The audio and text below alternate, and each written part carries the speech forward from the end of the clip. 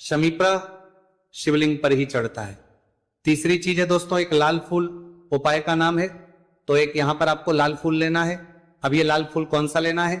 देखो, शिवलिंग के ऊपर जो लाल फूल चढ़ता हो उनमें से कोई भी एक लाल फूल पसंद कर लेना और वो कहीं से तोड़कर या कहीं से खरीद कर लेकर आना और उस लाल फूल को उपाय में प्रयोग कर लेना। उसके बाद में एक सफेद फूल का विशेष रूप से ध्यान रखना। जो सफेद फूल शिवलिंग पर चढ़ता हो सिर्फ वही सफेद फूल लेकर आना, इसके अलावा कुछ मत लेकर आना, लेकिन केतकी का मत लेना। तो एक एक मात्रा में ही आपको ये चारों सामग्री चाहिए, एक बेलपत्र, एक शमीपत्र, एक लाल फूल और एक सफेद फूल। ये चारों सामग्री आप लोग तैयार करके रख ले। प्रदोष काल में या सुबह के समय जब भी आप इस उपाय को कर रहे हैं, जैसे ही आपके उपाय की सामग्री तैयार हो जाती है तो क्या हम सीधा उपाय को करने के लिए इन चारों सामग्री को मतलब उपाय करने के लिए जा सकते हैं?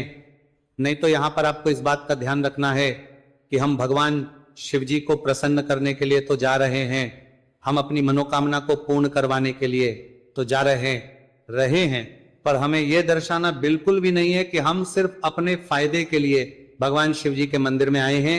इसीलिए हम इस उपाय को करने के साथ साथ में भगवान शिव जी की पूजन अर्चना के लिए कुछ सामग्री भी जरूर लेकर जाएंगे। जैसे कि सुबह समय अगर आप उपाय को कर रहे हो, इस एक लाल फूल और एक सफेद फूल वाले उपाय को, तो भाई सुबह के समय आपको एक लोटा जल लेकर जाना है। जो लोग प्रतिदिन शिव जी के मंदिर जाते हैं, पूजन अर्चना करते हैं, जल चढ़ाते हैं, फूल बेल पत्र सब कुछ चढ़ाते हैं, भाई वो अपनी पूजन अर्चना वैसी की वैसी ही करना।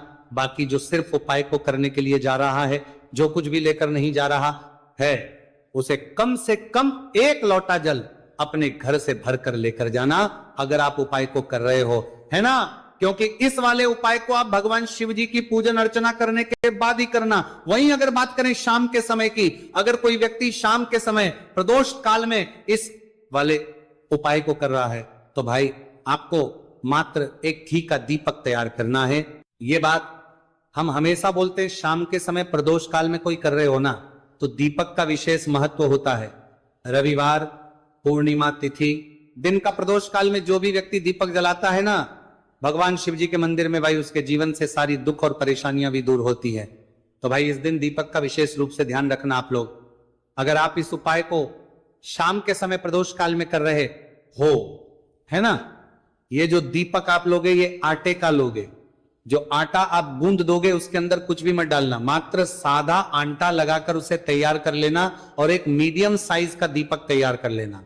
दीपक ना ज्यादा छोटा हो ना ज्यादा बड़ा हो, है ना। उसके बाद में दीपक आपका तैयार हो जाए तो इसके अंदर जो बत्ती रखोगे वो गोल बत्ती रखोगे। देखो गोल बत्ती भी दो तरह की होगी, एक बाजार की और एक घर वाली। तो कोशिश करना अपने घर में जो रुई रखी हुई है उस रुई से आप लोग एक गोल बत्ती अपने ही हाथों से बनाओ। उपाय का फल अच्छा मिलता है, भगवान शिव जी जल्दी प्रसन्न होते हैं। जब हम किसी भी उपाय को अपने हाथों से परिश्रम करके तैयार करते हैं तो आपको उस दीपक के अंदर एक गोल बत्ती रख देनी है। इसके अंदर जो चीज आप लोग डालोगे वो डालोगे शुद्ध देसी गाय का घी। इस बात का विशेष रूप से ध्यान रखना, शुद्ध देसी गाय का घी ही डालना है, तेल वगैरह नहीं। आज के दिन तो मत डालना, रविवार पूर्णिमा तिथि के दिन, क्योंकि भगवान शिव जी का सबसे प्रिय दिन और प्रिय समय पर हम लोग इस वाले उपाय को कर रहे हैं।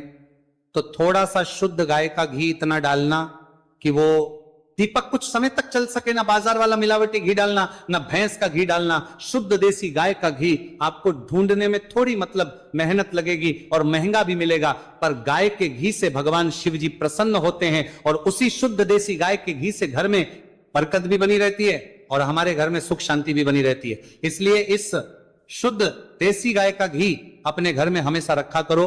वो भगवान शिव जी के कार्यों में भी उपयोग में आता है और उपायों में भी हम लोग प्रयोग कर सकते हैं। तो यहां पर आपकी सारी तैयारियां हो चुकी है। उपाय को करते समय शुद्धता का विशेष रूप से ध्यान रखिएगा। सुबह कर रहे हो तो भाई सुबह तो आपको स्नान करना ही करना है।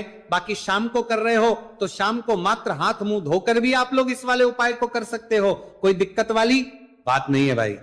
उपाय की पूरी सामग्री तैयार कर और पूजन सामग्री लेकर आपको भगवान शिव जी के मंदिर पहुंचना है, जो आपके घर के पास में हो, जहां पर शिवलिंग विराजित हो, शिवालय हो, वहां पर आप लोगों को पहुंचना है।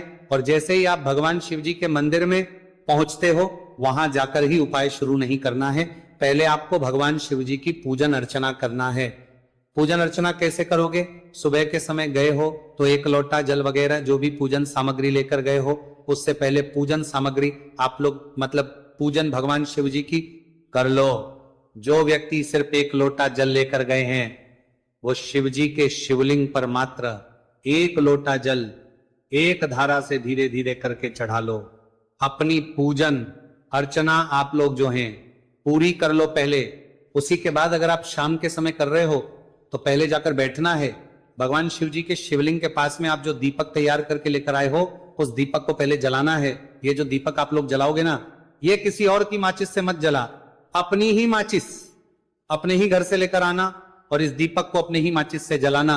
अगर आपने मंदिर की माचिस या किसी और की माचिस ले ली, इस उपाय को करने में इस उपाय का फल उस व्यक्ति को भी बहुत मिल जाएगा। इस बात का ध्यान रखना, अपने घर से अपनी ही माचिस लेकर जाना और इस दीपक को जलाना। दीपक को जलाने के बाद भगवान शिव जी की शिवलिंग के पास में रख देना। शिवलिंग के इतना पास में मत रखना कि शिव जी को आंच लगे, थोड़ी सी दूरी बनाकर ही जो है इस दीपक को शिवलिंग के पास में आप लोग रख दीजिएगा।